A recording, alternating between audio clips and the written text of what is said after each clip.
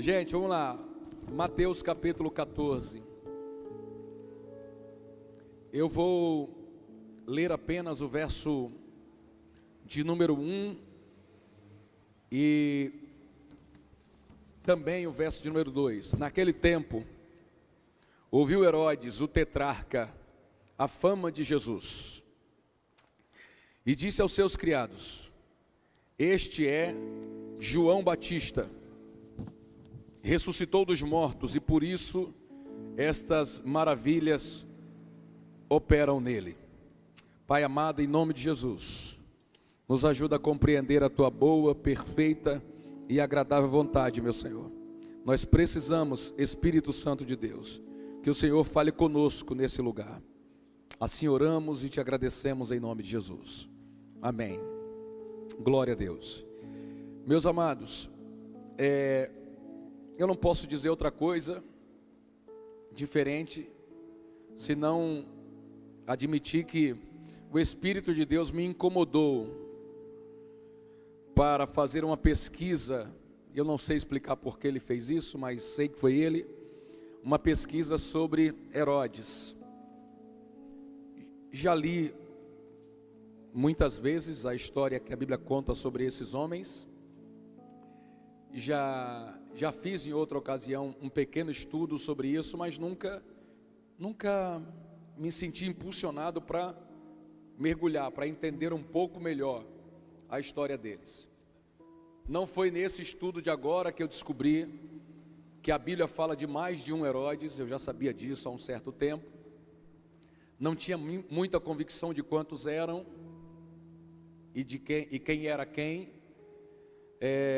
Resolvi fazer isso agora porque o Espírito do Senhor me inquietou. E à medida que eu estudava sobre a história desses personagens, porque não temos apenas um, né? O Espírito de Deus ministrou ao meu coração algumas coisas que eu quero compartilhar com vocês. Então, a primeira coisa que eu quero pedir é que você vá fazendo aí alguns registros na sua Bíblia, no seu caderno, talvez no seu bloco de notas, para você ter uma noção um pouco melhor daquilo que Deus vai falar quando chegar a hora da gente revelar o que Deus colocou em nosso coração. Então eu preciso trazer para os irmãos esse pano histórico que envolve a vida desses personagens. Bom, a primeira coisa que eu quero que você anote aí é que a Bíblia descreve 4 gerações de Herodes. Temos 4 Herodes diferentes citados na Bíblia. O primeiro deles, que começou essa dinastia, vamos dizer assim, é Herodes o Grande. Ele é conhecido como Herodes o Grande. Então, quando a Bíblia fala desse primeiro, costuma dar esse adjetivo, Herodes o Grande. E ele ganhou esse nome porque ele é o construtor que ampliou o templo de Jerusalém. Ele conclui aquela obra. E isso deu a ele o título de Herodes o Grande. Ele ficou muito respeitado, se tornou um homem muito respeitado por isso. Herodes o Grande aparece na Bíblia quando Jesus ainda era bebê. Era ele que reinava. E eu preciso esclarecer que ele não era um rei como qualquer rei. Ele era um rei vassalo, um rei escravo, um rei debaixo do domínio de um outro rei. Ele era rei por determinação e por permissão de Roma. Por isso que ele era rei. Mas ele reinava sobre todo Israel, tá? Naquele momento. E ele aparece na Bíblia quando Jesus é criança. Ele era uma espécie de psicopata, um homem que tinha medo da própria sombra, um homem que tinha medo de perder o trono, apavorado, achando que ia ser traído a qualquer momento, que iam tomar a sua cadeira. Não tinha segurança, apesar do adjetivo que deram a ele, de Herodes o Grande. Ele não tinha segurança na posição que ocupava e na pessoa que era. Ele era tão inseguro, mas tão inseguro, que mandou matar os próprios membros da sua família, temendo ser traído por algum deles. Terrível. E a Bíblia diz que esse homem, na loucura que ele tinha, esse pavor de perder o medo, ele foi alertado pelos sábios que vieram do Oriente, que o rei dos judeus, o Messias prometido, havia nascido. E aquilo incomodou demais ele ficou muito inquieto. Por quê? Porque na cabeça dele o rei era ele. Que história é essa de um rei prometido? Apesar de judeu, apesar de conhecer a Escritura, ele não aceitou essa revelação. E aí, maliciosamente, porque era geralmente a maneira como ele resolvia as coisas, mediante a malícia, a astúcia, ele pergunta, mais ou menos, quando essa criança nasceu? Qual é a idade que ele tem agora, mais ou menos? E aonde ele nasceu? E os sábios disseram, olha, pelos nossos cálculos, ele não tem mais do que 2 anos. E ele nasceu na cidade de Belém. Foi o suficiente para ele se tornar o autor do cumprimento de uma profecia antiga, que diz que Raquel choraria pela perda dos seus filhos. Ele ordena a matança dos inocentes, a famosa matança dos inocentes. Para matar o rei dos judeus, para matar Jesus, ele mata todos os meninos de 2 anos para baixo que estavam em Belém. Só escapa daquela situação Jesus Cristo, porque o anjo do Senhor falou com José, depressa, levanta depressa, pega a mulher e o menino e desce para o Egito, porque Herodes intenta matar a criança. Foi um livramento de Deus que fez com que Jesus escapasse da loucura, da insanidade desse homem chamado Herodes. Não é a Bíblia que diz, mas outros documentos revelam que um outro menino escapou daquela matança, que foi Natanael. Natanael escapou também, ele era belemita, tinha a mesma idade de Jesus e sobreviveu. E nos demais livros dizem que ele sobreviveu porque o Senhor o livrou. A mãe, quando viu que os soldados estavam em Belém matando as crianças, correu com ele para o meio do campo e colocou ele embaixo de uma figueira e orou a Deus dizendo, olha ele por mim, cuida dele. O problema é que a guarnição de Herodes passou 2 semanas em Belém matando as crianças, e ela não podia sair de casa para ver o filho dela embaixo da figueira.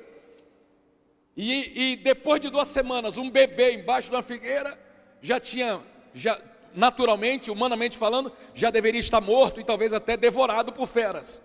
Mas ela tinha feito uma oração, cuida dele por mim, glória a Deus. E aí quando esse homem está com 30 anos de idade, um outro homem de 30 anos aparece na frente dele e diz, aí está um verdadeiro israelita em quem não há dolo nenhum. Aí Natanael pergunta para ele, mas você me conhece de onde para falar assim comigo? Aí Jesus falou, eu vi você quando você estava embaixo da figueira. Oh glória, um testemunho, Fabiano, que ele nunca podia contar. Natanael jamais podia contar esse testemunho. Olha, Deus me deu um livramento, porque se ele conta e Herodes sabe, o que é que Herodes ia imaginar? Só pode ser ele, e mataria ele na primeira oportunidade. Então ele cresce, ele se torna homem, ele se torna adulto, com aquele testemunho engasgado, sem poder contar. Aí Jesus falou, eu sei de onde você vem, eu sei porque você sobreviveu, eu cuidei de você. Um bebê estava no Egito e cuidou do outro lá embaixo da figueira. Eu vi você quando você estava embaixo da figueira. Glória a Deus. A história de Herodes acaba quando lá em Mateus, no capítulo 2, verso 22, a Bíblia diz que o anjo do Senhor aparece a José de novo e diz para ele, pode voltar para Israel, porque Herodes, que queria matar o menino, morreu. Glória a Deus. Como foi cantado aqui hoje, os reinos passam, mas o nosso Deus permanece para sempre. Ele tem todo o tempo do mundo para esperar. Morre Herodes e ele volta para Israel. Mas quando ele volta para Israel, ele era natural de Belém, que fica na Judéia, no norte do país, e ele soube que Arquelau, filho de Herodes, reinava na Judéia, no lugar dele. E aí eu preciso trazer um esclarecimento. Quando Herodes o Grande morreu, o reino dele foi dividido por 3 de seus filhos. Arquelau, que ficou com a parte do norte, na Judéia, Filipe, que ficou com a área da Petra, e Antipas, que fica com a parte da Galileia. no centro-sul da região de Israel. Então, assim ficou dividido. Por isso que eles não são reis. Os outros Herodes não são reis. Esse aqui, do capítulo 14 de Mateus, a Bíblia diz: naquele tempo ouviu Herodes, o tetrarca, não era o rei Herodes, era o tetrarca, era um governante de uma região menor. Deu para entender isso aqui? Então, a parte do norte, a parte da Judeia, ficou sob o comando de um dos seus filhos, chamado Arquelau, que nunca foi chamado de Herodes. Nunca.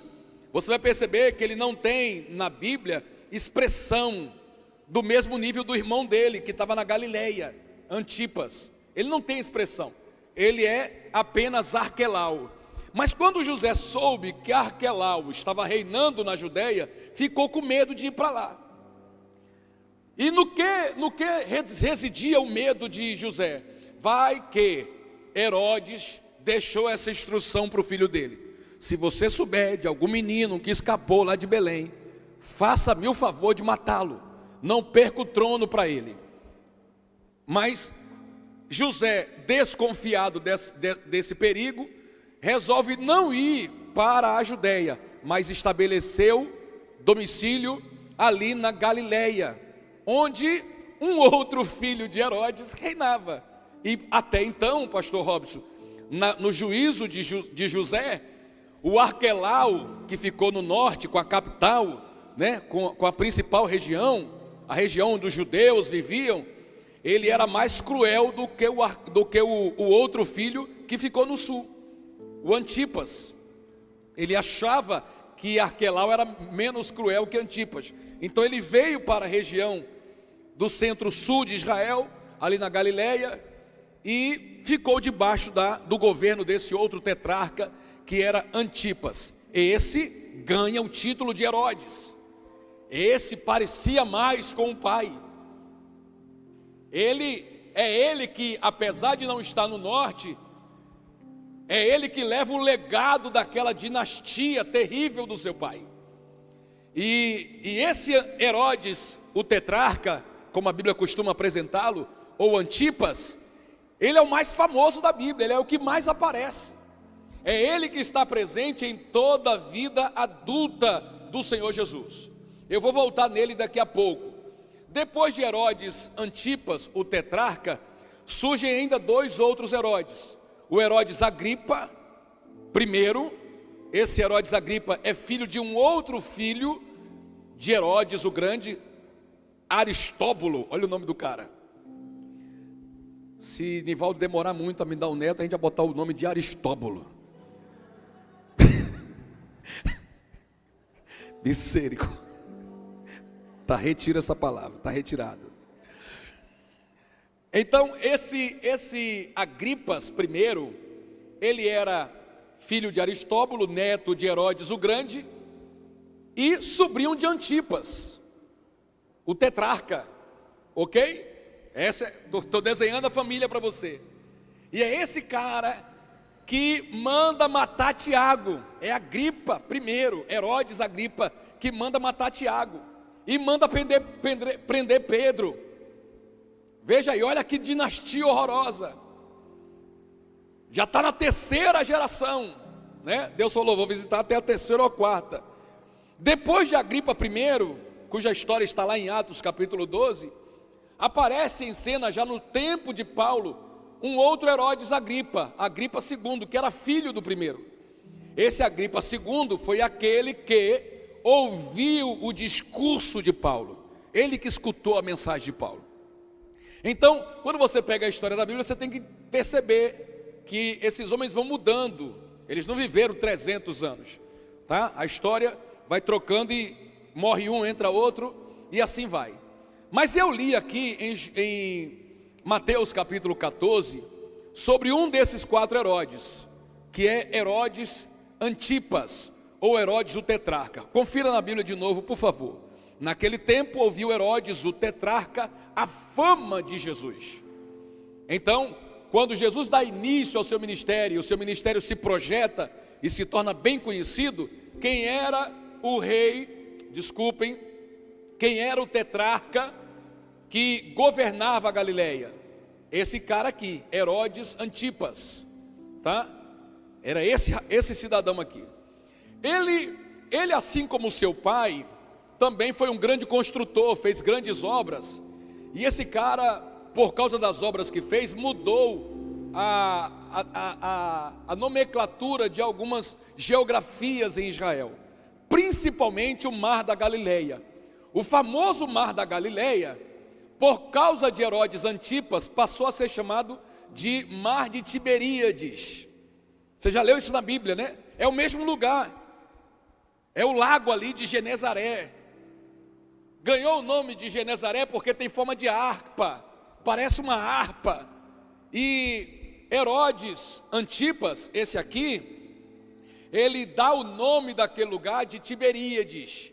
Por quê? Porque ele construiu, escute isso aqui, esse homem era tão endemoniado que ele construiu em cima de um cemitério, que é uma terra impura para os judeus. O judeu não pode andar em cemitérios, é uma terra impura. Ele construiu em cima de um cemitério uma cidade em homenagem a Calígula, aquele imperador lá.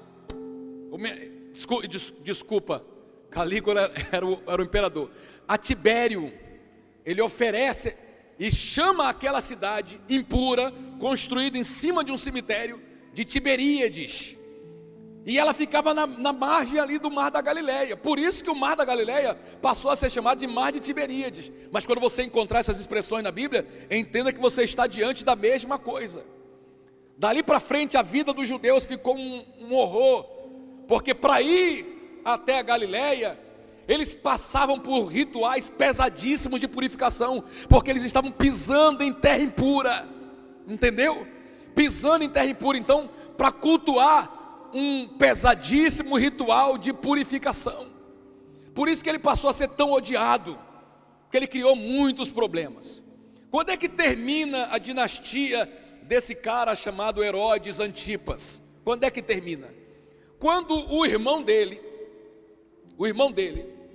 foi, não sei explicar porquê, quem conta isso é Flávio Joséfo, foi levantado a rei, era tetrarca também, mas o imperador decidiu, esse sim Calígula, decidiu levantá-lo como rei, deixou de ser tetrarca e passou a ser o rei da Judéia. Aí ele enlouqueceu. Quando ele soube que o irmão dele foi levantado a rei, ele mandou uma carta para Calígula, pedindo a mesma promoção, exigindo ser promovido a rei também. Calígula ficou furioso com isso, não gostou dessa presunção, não gostou desse abuso e mandou matá-lo. Mandou matá-lo e colocou o sobrinho dele, Agripa I, no lugar dele como rei. É aí que termina a dinastia. Infelizmente não foi aí que terminou as nojeiras dessa família, porque no capítulo 12 do livro de Atos, Agripa I está trazendo um discurso, está falando num público, e as pessoas ficam admiradas com a eloquência, com a maneira com que ele falava, e disseram assim: isso aí não é a voz de um homem não, isso aí é a voz do próprio Deus. E ele deixou aquilo, Guilherme, entrar dentro dele, ficou todo orgulhoso, e não deu glória a Deus, pelo que uma doença, uma chaga terrível, tomou conta dele, e a Bíblia diz que ele foi comido de bicho. E tem um amigo meu que compôs uma música há alguns anos atrás, que quem fala mal do pastor vai ser comido de bicho.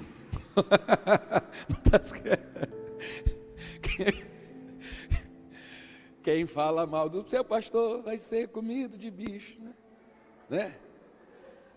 Quem disser que a pastora está ficando velha vai ser comido de bicho. A irmã Kátia gostou. Quem disser que o pastor está careca vai ser comido. A Gabriela não quer não. Veja, gente, esse é o legado dessa família. Eu tenho algumas coisas ainda sobre Antipas para falar. Esse cidadão, que era o tetrarca nos dias do ministério de Jesus, como você leu comigo, ele achou que Jesus era João.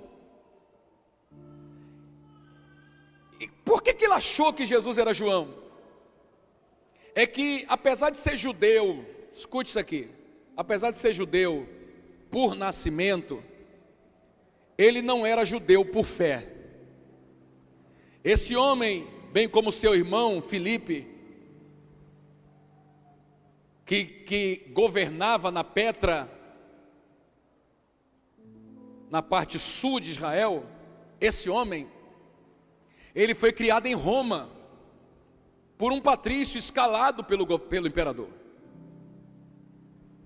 Qual é a intenção de pegar 2 filhos de um rei, do grande rei Herodes, e em vez de deixar esse filho ser criado por Herodes, criá-lo aqui em Roma, longe da família? Qual é a intenção? Doutrinar esse garoto para que ele, quando assumir o lugar do trono do seu pai, não tenha uma cabeça de judeu, não tenha um coração de judeu, mas tenha uma cabeça e um coração de romano. Essa era a intenção. E é por isso que ele vem com todos os vícios, que a corte romana tinha. Por isso que ele não demonstra temor nenhum de Deus. Por isso que ele não tem respeito a nenhum princípio da Escritura. Esse cidadão não tem respeito ao que a Bíblia diz em Levítico, por exemplo, que proíbe que um homem tome a mulher do seu irmão como esposa. A Bíblia diz: imundícia é.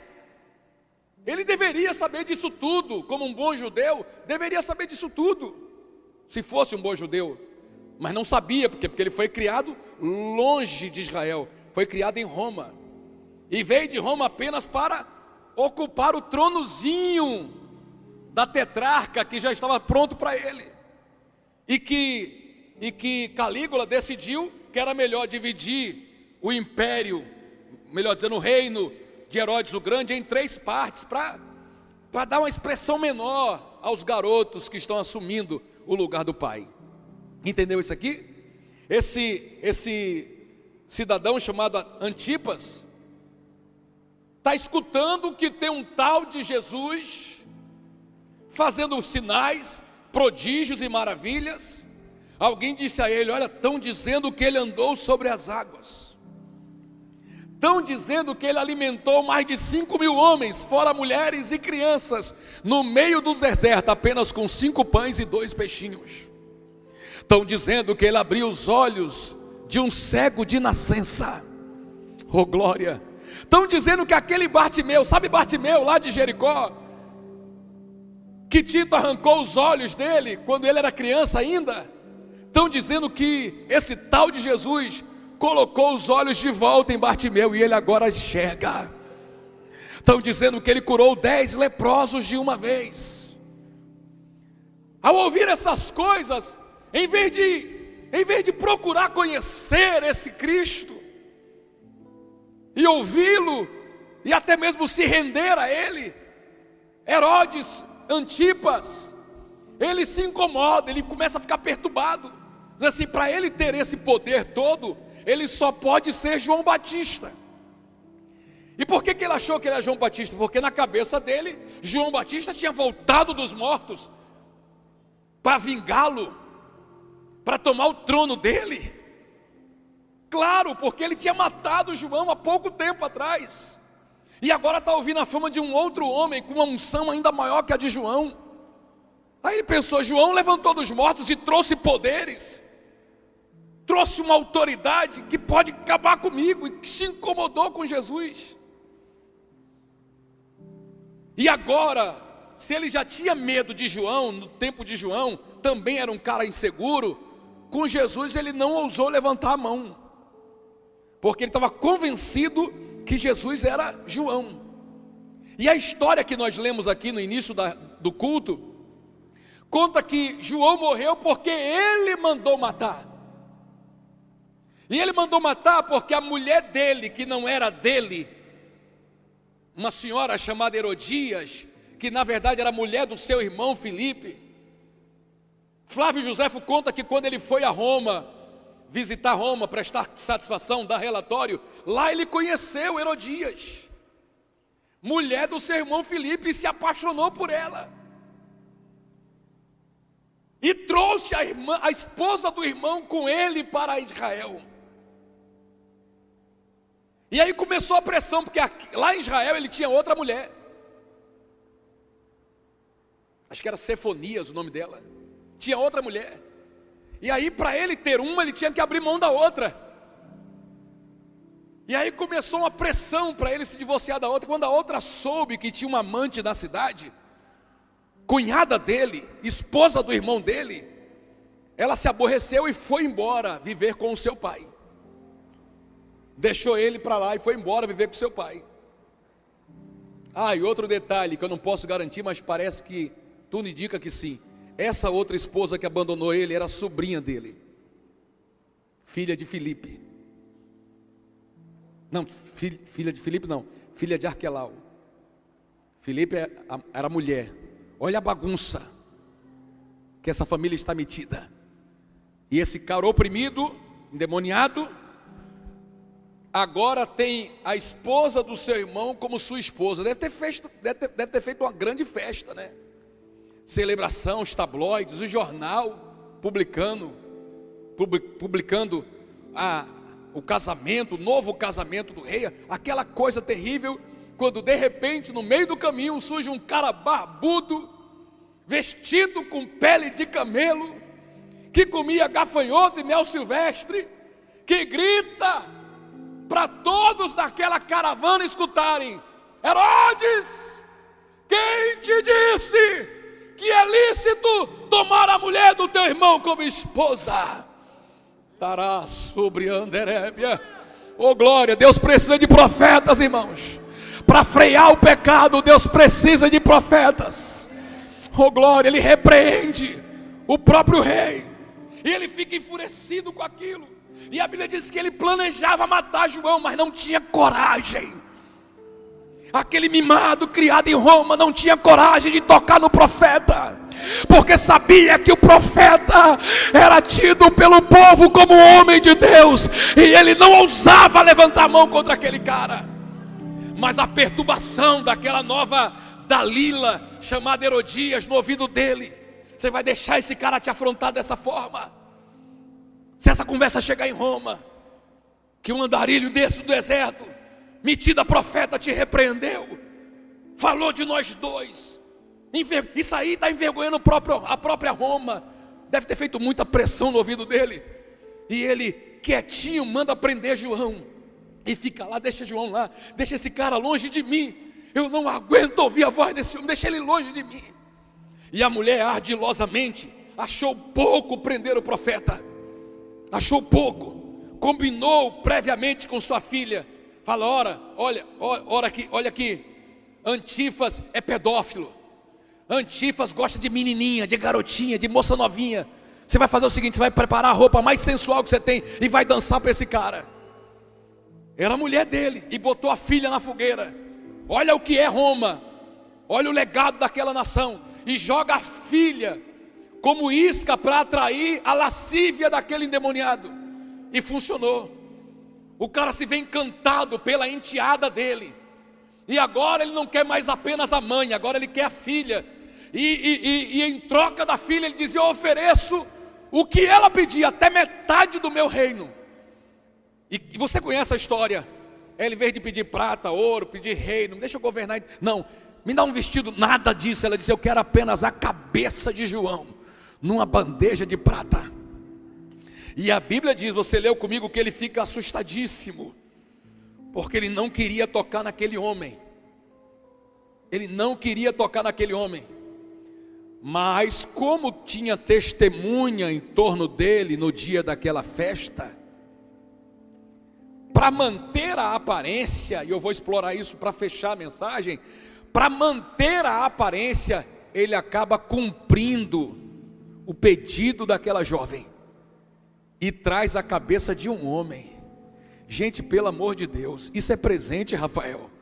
Que alguém peça, vem a cabeça de um homem numa bandeja. Está aqui o que você pediu. Vai se fazer o que com aquilo, Camila?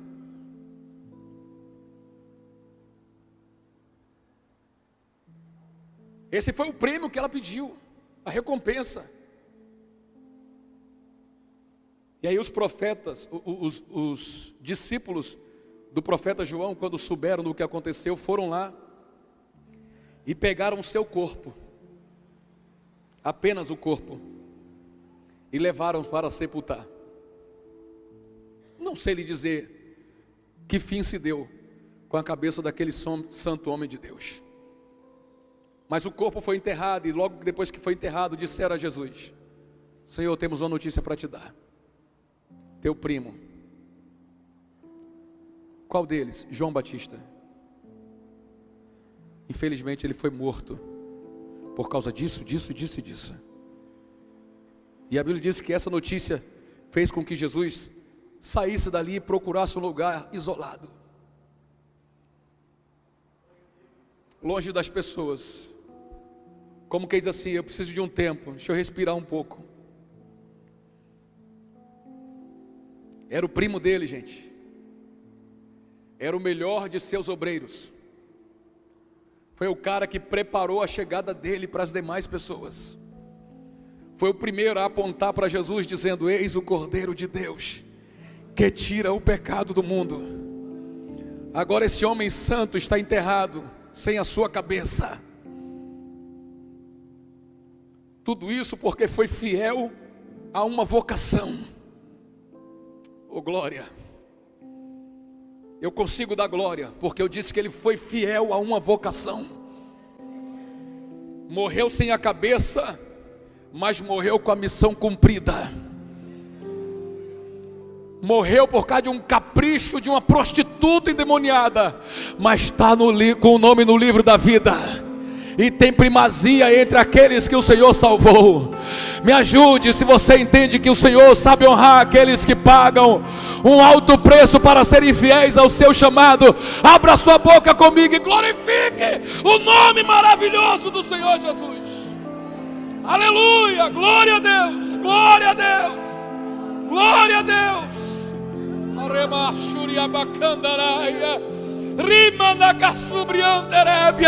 João está naquele time de pessoas sobre quem o Senhor disse lá em Hebreus: o mundo não era digno de um homem daquele que late.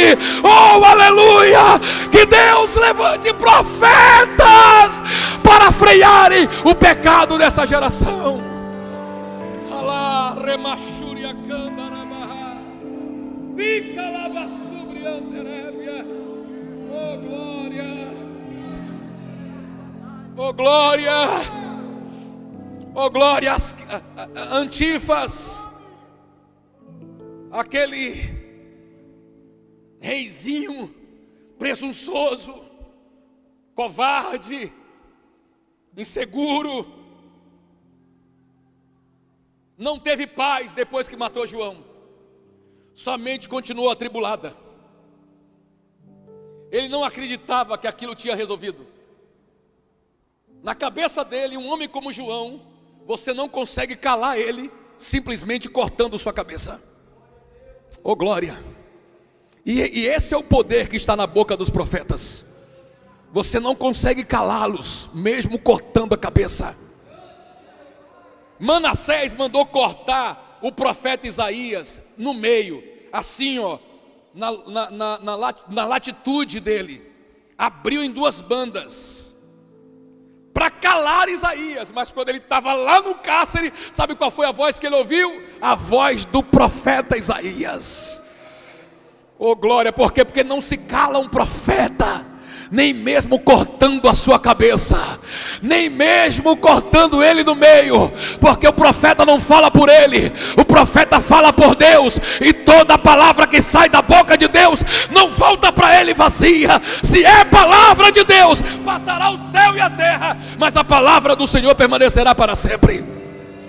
Oh aleluia, ele não teve paz. A voz do profeta João continuou estalando no ouvido dele: não é lícito, não é lícito, não é lícito, não é lícito. Aquilo atormentava ele. Daqui a pouco aparece um homem pregando a mesma mensagem de João: arrependei-vos, porque é chegado o reino dos céus.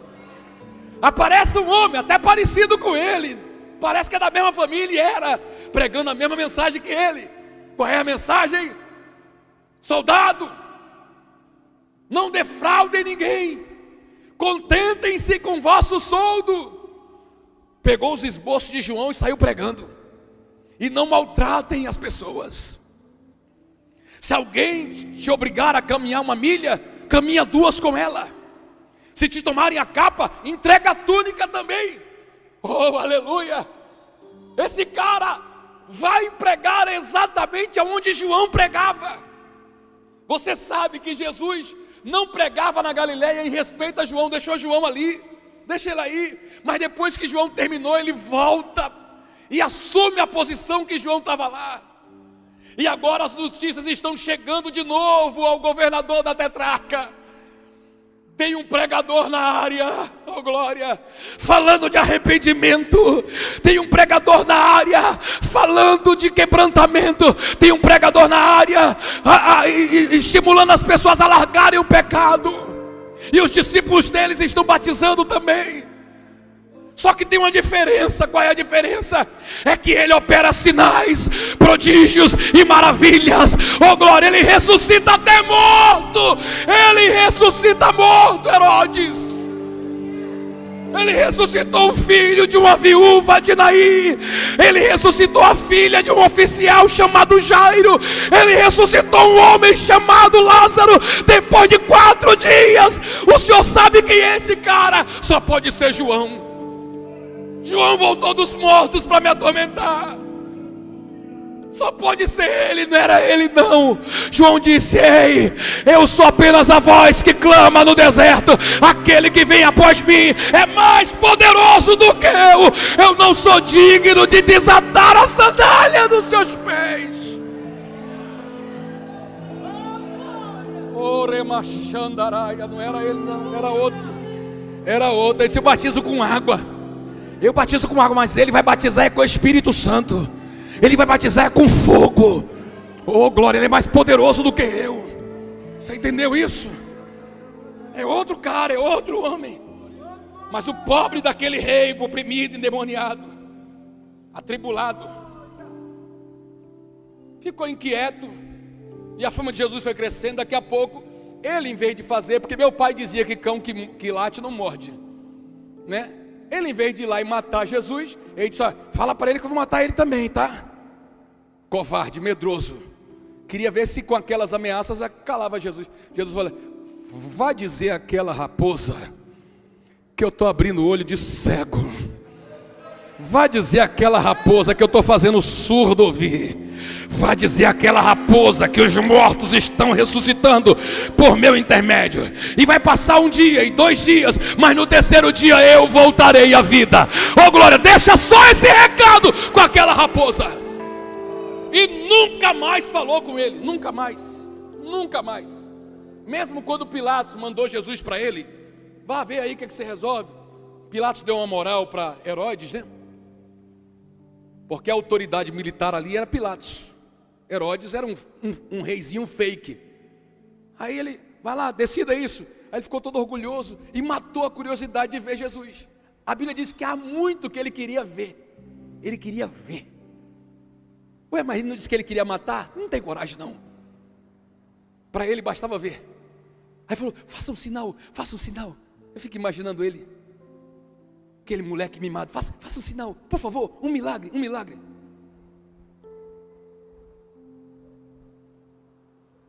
Um milagrezinho. Devia ser que nem o Kiko, né? Vai. E Jesus calado. A Bíblia diz que ele não deu uma única resposta. Por quê, pastor Gil? Porque a resposta o que ele tinha para dizer a Herodes, ele já tinha dito. Eu não sou João. Eu sou o cara que João falou que era. Se isso não servir para você, eu não tenho mais nada para lhe dizer. Está encerrado o nosso assunto. Esse é Herodes Antipas. Aí eu queria que você entendesse uma coisa para a gente terminar. O que acontece com a gente, Deus sente. O que acontece com a gente dói em Deus também. Aí você pensa: espera aí, Jesus não podia ter impedido que Herodes matasse João? Quem acha que sim? Podia ou não podia, gente? Podia fazer isso aí. Podia matar Herodes Antipas, comido de bicho, antes dele matar. Na hora que ele dissesse, tudo bem, mata ele, os bichos comiam ele, e todo mundo naquela festa veria que não se mexe com João. Mas a missão de João tinha terminado, gente. E eu quero que você anote isso, grave no coração para sempre. Nós não temos por que estar nessa vida se a gente já terminar, depois que a gente terminar a obra. Isso significa que se ainda estamos vivos é porque ainda temos alguma coisa para fazer. Oh glória, porque Deus ainda conta com você para alguma coisa. Segundo, não importa como você vai morrer. Não importa, que meu Deus, um acidente de carro. Oh meu pai, como é que morre daquele jeito? Você quer coisa mais indigna do que um profeta morrer sem a cabeça, o corpo ser enterrado sem ela? Mas mudou o quê? Não mudou nada.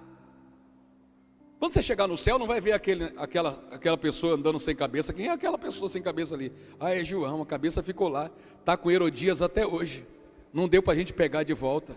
Não, os que morreram em Cristo ressuscitarão primeiro, depois nós, os que ficarmos vivos, seremos arrebatados juntamente com eles ao encontro do Senhor nos ares. Então aproveita esse tempo que você tem, chamado vida, e viva esse tempo para Deus. Oh glória, ofereça esse tempo para o Salvador. Fale como o profeta Isaías. O profeta Isaías também morreu de forma indigna, foi cortado ao meio. Mas quando Deus perguntou, preciso de alguém, a quem enviarei? Quem há de ir por nós? Ele levantou a mão e disse, eis-me aqui, envia-me a mim. Enquanto ele estava cumprindo sua jornada, Deus o deixou viver. Elias quis morrer antes da hora. Quis morrer antes da hora. Chega, tira agora mesmo a minha vida. O Senhor não permitiu. Falou, não, você ainda tem 3 coisas para fazer para mim. Você vai ungir um profeta no seu lugar, chamado Eliseu. Você vai ungir um novo capitão e um novo rei. Pronto. Você vai terminar a missão. Você não sai sem terminar a missão não. Tá? E bem-aventurado é o crente que terminar a sua história igual a de Paulo, dizendo, combati o bom combate, acabei a carreira e guardei a fé. Oh glória, quando cortar a cabeça de João, ele já deve ter aberto os olhos no seio de Abraão, com cabeça e tudo. Mas eu acabei de ver que eles cortaram minha cabeça. Pois aqui tudo se passou, as coisas velhas passaram, tudo se fez novo. Você está na presença do Eterno, João, e daqui a pouco aquele de quem você deu testemunho virá aqui e levará cativo o cativeiro. Oh glória, ele vai dar início à grande colheita mediante a ressurreição dos mortos. Nós voltaremos à vida. Aleluia. Então, primeiro, aproveita o tempo que você tem e viva esse tempo para Deus. Segundo, em nome de Jesus Cristo, entenda que Deus sente também as suas dores. Não é porque eu disse que não importa a maneira como a gente morre que isso não significa para Deus. Claro. Primeiro, que Deus não planeja a morte de ninguém. Deus não tem intenção na sua morte. Olhe para mim aqui que eu preciso terminar. Você concorda comigo que Deus não queria a morte de Herodes, o grande? Não queria a morte de Antipas? Não queria comer de bicho, Agripa? Você concorda comigo que Deus deu a essas 3 gerações pelo menos? A quarta me parece um pouco mais tranquila, né? Mas pelo menos a essas 3 primeiras, Deus deu a eles oportunidade. Quando mandou os magos, os sábios até Herodes o grande, foi um gesto de misericórdia. Herodes, você é um rei vassalo. Você é um rei fake news. Você tem aí um trono, mas o seu trono não vale de nada. Porque Calígula pode tirar você da... Calígula não, porque não era ele ainda. O imperador romano pode tirar você daí a qualquer momento. Você não... Mas acabou de nascer o verdadeiro rei. O rei dos judeus. Foi um gesto de misericórdia, de bondade. Uma oportunidade para aquele cara dizer assim, é o meu Senhor. Mas não. Pelo contrário, quis matar aquele que o salvaria. Entendeu? Quando Deus usou João Batista, para repreender Herodes, o tetrarca, Antipas, foi um gesto de misericórdia, foi com a intenção de arrancá-lo do pecado, de dar juízo na cabeça daquele cara. Devolve a mulher do teu irmão, cara, pega a tua esposa de volta, ajeita a tua casa. Essa era a intenção dele, foi isso que ele queria. Mas ele atendeu? Não. E quando a notícia dos milagres chegaram, ele se arrependeu? Não. Então veja, Deus está querendo salvar. Quando o povo alertou a Herodes, Agripa, para ele dar glória a Deus pelo que dizia, ele deu glória a Deus? Não. Ele guardou nele aquilo, e aquilo acabou matando ele, porque nada que é de Deus cabe na gente, a gente tem que devolver a ele. Bom, enfim, o Senhor queria dar outro destino a essas gerações, como também, se não tivesse necessidade, ele não deixaria João morrer da maneira que morreu, não deixaria os crentes serem jogados nas arenas para serem devorados pelos leões, não deixaria os crentes morrerem na fogueira, não deixaria os muçulmanos executarem os cristãos na África e na Ásia. Ele não permitiria nada disso, não permitiria nada disso. Se a morte nos alcançasse, mas em longa velhice, somente em longa velhice, e mesmo assim paz todos os dias da nossa vida. Essa era a intenção, essa é a intenção de Deus. Mas infelizmente, por causa da conjuntura de pecado que cerca a nossa geração, alguns de nós precisam pagar um preço maior do que os demais, para que o Senhor ponha um freio no pecado. Como é que o Senhor prova para mim que Deus sente o que eu estou sentindo, pastor? Quando eu vejo Jesus Cristo escutando a notícia do seu primo morto, que certamente ele já sabia, mas agora ele diz assim: eu preciso de um tempo para me refazer. Quando ele chorou na frente da tumba de Lázaro, ele não chorou de alegria, porque ia tirar Lázaro depois de uma oração. Ele chorou porque ele não queria que a morte fizesse parte da nossa história. Quando você sofre, ele sofre. Quando você se angustia, ele se angustia. Quando você quer mudança, ele lá de cima também quer mudança para a sua vida. E para terminar, eu quero dizer o seguinte: palavra do Senhor através de Jeremias: eu é que sei que pensamentos tenho a vosso respeito, pensamento de paz e não de mal, para vos dar o fim que desejais. Quem crê que o Senhor é bom, fique em pé comigo e dê um grito de glória para Deus. Aleluia, Deus me ama. Aleluia, Deus me ama. Declare isso com alegria, declare isso com euforia. Deus me ama, e o seu amor é tão grande, é incondicional. Abra comigo a sua boca e glorifique ao Senhor, adore a Ele pelo grande amor. Ei, vamos falar aqui humanamente. Jesus estava deprimido, entristecido, abatido, sofrendo pela morte do primo, mas o povo apareceu para bater na porta, e mesmo assim Ele teve compaixão e curou os seus enfermos, e logo em seguida ainda os alimentou com peixe e com pão. Por quê, pastor? Porque o Senhor é bom. Oh glória, porque o Senhor é bom, o Senhor é bom, e a sua bondade se estende de geração a geração. Aproveita a bondade desse Deus hoje, alegra o teu coração com essa bondade, seja cheio desse amor sobrenatural, incondicional, que Deus libera sobre a sua vida, em nome de Jesus. Seja abraçado nessa manhã pelo Espírito de Deus.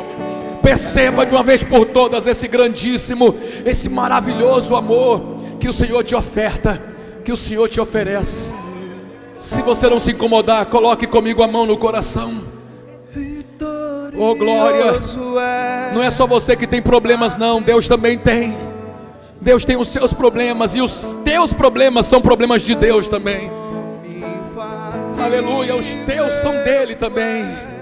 Fale com Deus agora, diga: Senhor, eu sei que o Senhor me ama. Senhor, eu sei que o Senhor está atento às minhas lutas, às minhas necessidades, e eu sei que os meus problemas são teus problemas também. Oh glória, tem um parente atribulado, Deus está de olho nisso e quer solucionar essa causa. Não seja soberbo, nem endemoniado como Herodes o Grande. Não seja medroso de não entregar a sua confiança nas mãos de Deus, como Herodes Antipas. Em nome de Jesus Cristo, ouse acreditar nesse amor, ouse acreditar nessa bondade, ouse se deleitar no poder e na graça do Senhor em seu favor, em nome de Jesus. Enquanto o nosso irmão Alex adora ao Senhor, você vai falando com Deus e deixa Ele ministrar aí no seu coração.